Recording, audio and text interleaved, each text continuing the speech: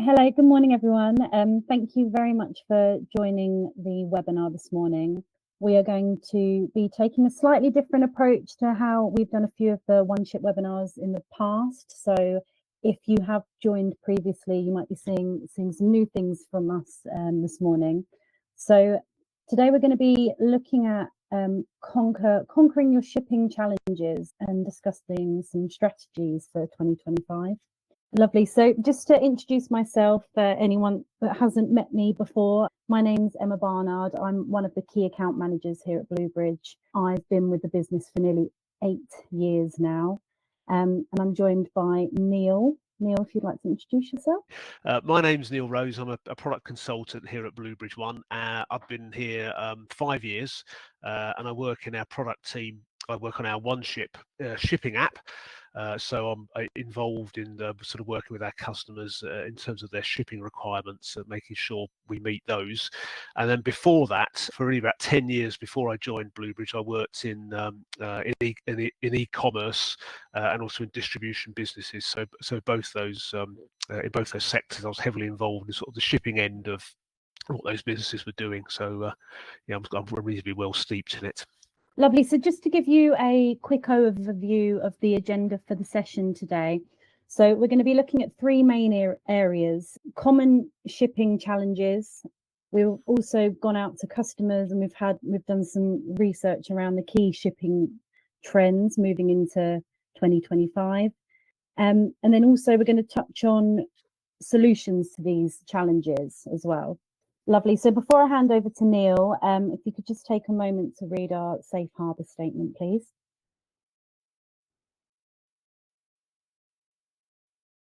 Thanks, Emma. So just to kick off, just going to look at some of the what we think some of the shipping challenges are that the SMEs are facing, and this is sort of based around things I've picked up over the last 15 years of sort of working in various guises in this area, and also again the kind of things that our customers tell us.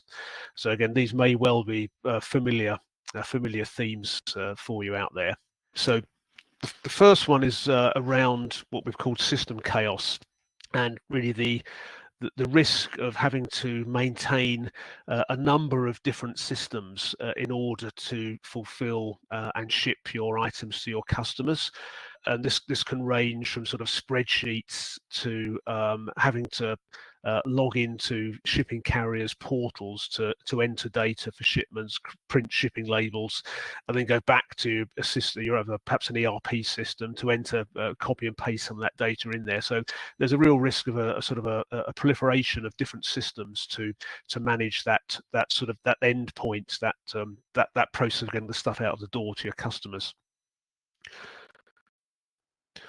I'm sure this will be familiar to a lot of you on the call today about sort of peak season demands, and obviously for many companies, we've just gone through the Christmas surge. I worked actually at the Children's Bicycle Company for 5 years, and we were probably doing at least 30% of our business in 4 weeks in late November and early December. So enormous increases in volumes in terms of stuff getting it out the door, and the challenge of achieving that.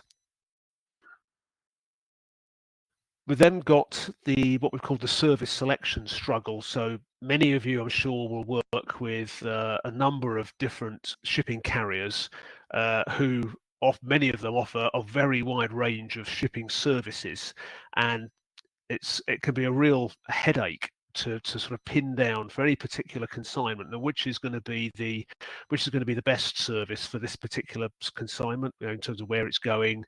It may be what the weight is, the dimensions might be critical, and actually how quickly you need to get it to that customer, and of course also the cost that you're going to be paying to the shipper to do that. So there's a lot of factors to consider there, and again, that can tie up a lot of time in making those decisions.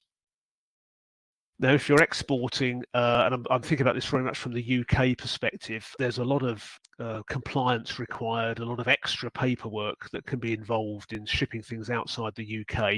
Obviously, that's grown recently with Brexit, and the risk of getting that wrong is actually the impact of that is actually potentially quite high in terms of delays, in terms of additional costs, and actually also potentially a very poor customer experience if you're a customer and you're being contacted by a shipping carrier and asking to pay some additional extra duty to get told of the things that you've ordered. It's going to be a really bad experience if you don't get that part of it right.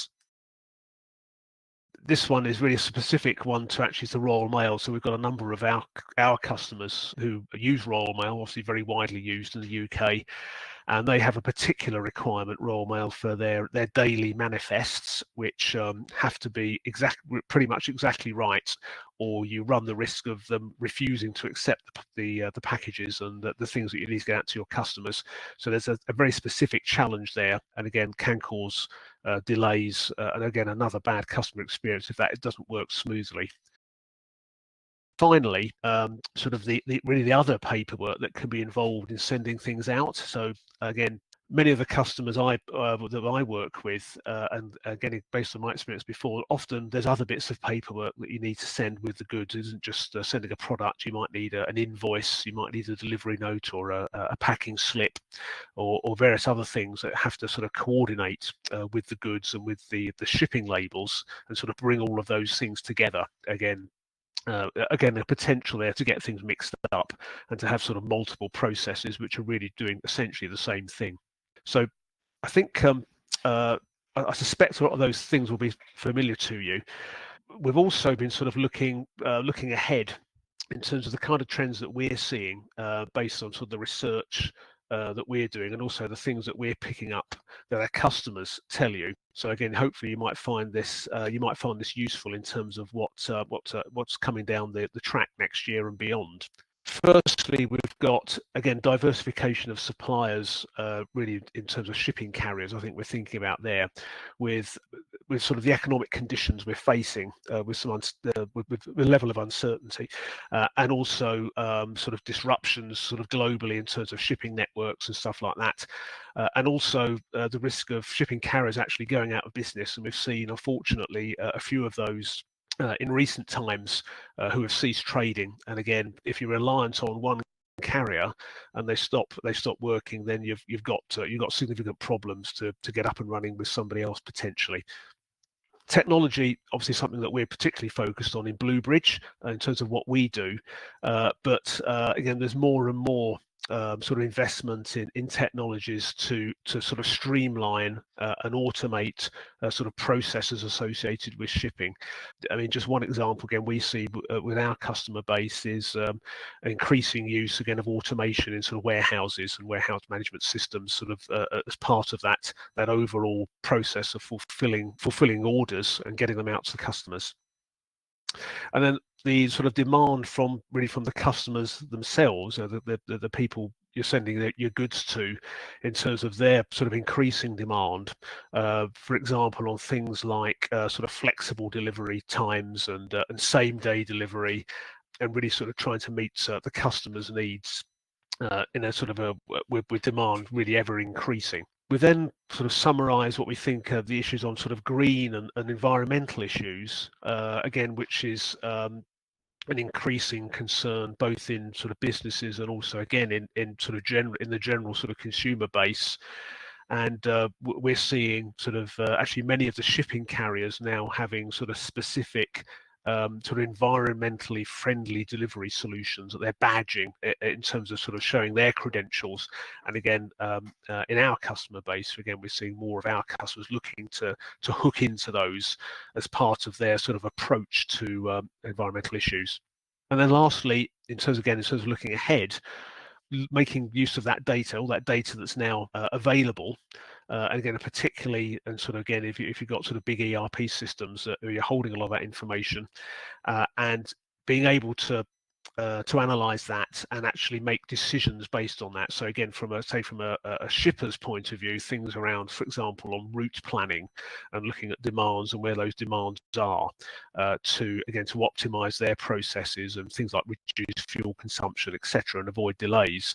In terms of now looking at sort of NetSuite and our OneShip solution running within NetSuite that can help you handle those challenges and also be geared up for what we're seeing coming down the track. So again, with a system like NetSuite, and again using OneShip as part of that, essentially it means you can remove that potential plethora of multiple systems and manage everything in terms of your shipping process within NetSuite. Really, it's all there. You don't need to maintain other spreadsheets or dive into a shipper's system to create a booking. It's all done within NetSuite in one place. It also can help you with again, particularly those seasonal peaks, and it has tools within, again, both within NetSuite sort of natively and also within OneShip once you add that into NetSuite to help you handle those peaks and deal with potentially massive increases in volumes. And without, for example, in my experience previously, we at Christmas we sometimes had to employ temps. The volume increase was so high, and we didn't have the level of integration automation to handle it, and we had to just employ extra people to do it. And with OneShip you can avoid that, and essentially your process will carry on. It will just gear up to a higher volume. The challenge around for any particular shipment, which is going to be the optimum shipping carrier and the optimum shipping service, again, OneShip can handle all of that for you. There's a rules engine as part of the app, which you configure, and it'll look at all the sort of the factors that you're going to consider in making those decisions, and select that optimum shipping service, again without the need for manual intervention. It is just one click of a button to do it, and it will also handle that sort of other paperwork you need that I mentioned. Say if you need invoices and things like that to go in with the shipment, that's all one process. So you're printing an invoice at the same time as a shipping label. You haven't got to sort of dart off somewhere else and do something different. And then match these things up. It's all one coordinated process. And then finally, the exporting challenge.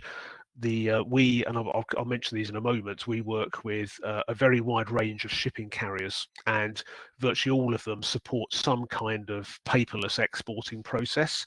So there generally isn't a need to print off multiple copies of customs documents like commercial invoices, which you would otherwise need to do. And that's all handled as part of the process where OneShip makes a booking with a shipping carrier, and all that additional data that you need, for example, things like a commodity code of the items or the country of manufacture and details like that are all handled as part of that booking. So again, it's just one click and it's done. And just sort of expanding on that a little bit, in terms of how OneShip sort of does that in a sense. So it's a long-standing app.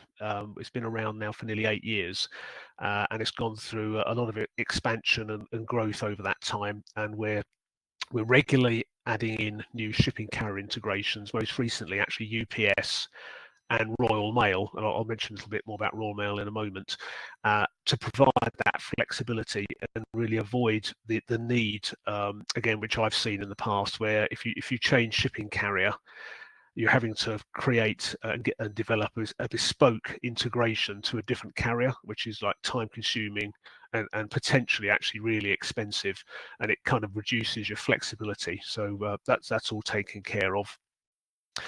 I mentioned, say, the bulk processing, and also we've recently just completed an integration or a full integration with the NetSuite warehouse management system. So actually, the OneShip process to make bookings with shipping carriers and generate those labels, generate that paperwork, that all now sort of streamlines as part of the NetSuite WMS system without having to sort of go off and make bookings separately. We've recently also upgraded the sort of data reporting tools that we provide with OneShip, again in terms of that trend of getting more out of the data, and also there's a customizable dashboard now. It gives sort of at a glance all of the information that you'll need in terms of your shipping processes. And we're also, in terms of the what we're looking to deliver next year is some further enhancements actually to the that rules engine I mentioned in terms of the selection criteria for a service, and also tracking details. So at the moment we bring tracking, the shipping tracking into NetSuite. That's already done, and we're now going to be adding that to make that or enhancing that to make that live, to include live updates and also the proofs of delivery once they've been provided by the carrier. So again, everything will be in NetSuite in one place. So I've mentioned that we work with a lot of the shipping carriers. So just to give you a view on who they are. So we have two types of integration with OneShip. We have our direct integrations, which are this first list at the top here. So we do connect directly to all of those shipping carriers, and say we've recently added, as I mentioned, we've recently added in Royal Mail and UPS. But we also work with 4 partners we work with who are shipping aggregators. So they themselves provide access to a very wide range of other shipping carriers. In fact, there's over 100 of them. They tend to be sort of sometimes quite niche carriers, which are only used for perhaps by a relatively small number of our customer base, but it gives us a very wide range of connections. And we're always looking to add to this. And in fact, one we've added earlier this year is actually the courier guy in South Africa. So we're looking to extend our sort of range of carriers now into South Africa. And the first specific one is the courier guy. Although some of the other ones, for example, like DHL and FedEx, they are also cover us for South African businesses. Just very briefly, just talk about. I mentioned Royal Mail as one of the new ones, and just to explain very briefly about that. So we already had many customers actually using OneShip with Royal Mail through one of the shipping aggregators who were listed on the previous slide. But we had some of our customers were coming to us and asking us if we could create a direct connection with Royal Mail. And really the two sort of main reasons for that were from some of them that they wanted to just deal with one supplier. They just wanted to deal with us and not have to manage sort of multiple relationships for what was the same process. And then the other one were some additional features which weren't available through the shipping aggregator systems. There were some limitations there. So we've created our own Royal Mail direct integration, which has solved both of those particular problems. And actually, what our customers have found who've taken that up is actually they're saving money, and the cost of generating those labels from Royal Mail has resulted in actually being lower using our integration than through the aggregators. So that was a sort of an added benefit for them. And that's just an example of the kind of development that we're always seeking to do. So if it's something that you're interested in, if you're interested in OneShip and you haven't seen the shipping carriers you use on that side, I'll just go back so you can see that again, which is that one. Please do let us know, and we'll be very happy to investigate that. So at that point, I'll hand back to Emma. I just want to touch on some of the key kind of takeaways from the session today. So I think a lot of you will be aware of the shipping challenges that a lot of SMEs face, and I think especially now peak season, I'm hearing from a lot of customers who are potentially disappointed with the carriers that they've been working with and are looking to make a quick switch. I've actually had one customer that came to us, they're currently a OneShip customer. They came to us late on a Friday to say, can we get up and running with UPS by the middle of next week so we can get our shipments out to the States, and we managed to get that one in and up and running for those guys really quite quickly. So I'm seeing a lot more of that, and the key, looking at those key trends and focus for 2025. I think it's really important that businesses really are looking at leveraging that data. They are diversifying suppliers. We're already seeing it, kind of as I mentioned before, looking at additional carriers and finding the best rates and switching between shippers to make sure that they're really optimizing their shipping processes and strategies. We've obviously touched on OneShip and why our solution really helps with those challenges, and we are really taking on board what businesses are looking to do going into 2025. It is a purpose-built NetSuite suite app. We've really focused on taking feedback from customers to ensure that we are integrating with all the major carriers. And as Neil mentioned, if there is a shipper or a carrier that you're working with that we haven't currently mentioned, we're constantly developing and building new integrations. So that's something that you can bring to us, and we can discuss and see if that's something we can get up and running with. So we've not gone into a deep dive of OneShip today, really. We've kind of given you the highlights, but we also wanted to take the opportunity to obviously give you some more information to kind of go back into the business and to use that to hopefully help you plan looking forward into next year, and ways you can kind of optimize your shipping. If you do want to have a demo of OneShip, please do feel free to reach out to myself, or you may be working directly with Esther, who's one of our key account managers also. Please contact us. We'd be happy to set up a full demo of OneShip, or even talk through the options of carriers and offer our expertise and support in that area as well. One thing I do just want to mention is that we currently have an offer on at the moment where we're offering free installation for any new OneShip license. So that's valid up until the end of December. So if you have looked at OneShip before and you've potentially considered taking an additional carrier, please do let us know. If you would like a demo, we have still got some availability for early next week if you would like to see it before you break up for the Christmas. But please do reach out if you've got any questions at all. Really, really appreciate you attending today, and I hope everyone has a lovely Christmas and New Year, and hopefully we can connect. Thank you very much, and thanks again, Neil.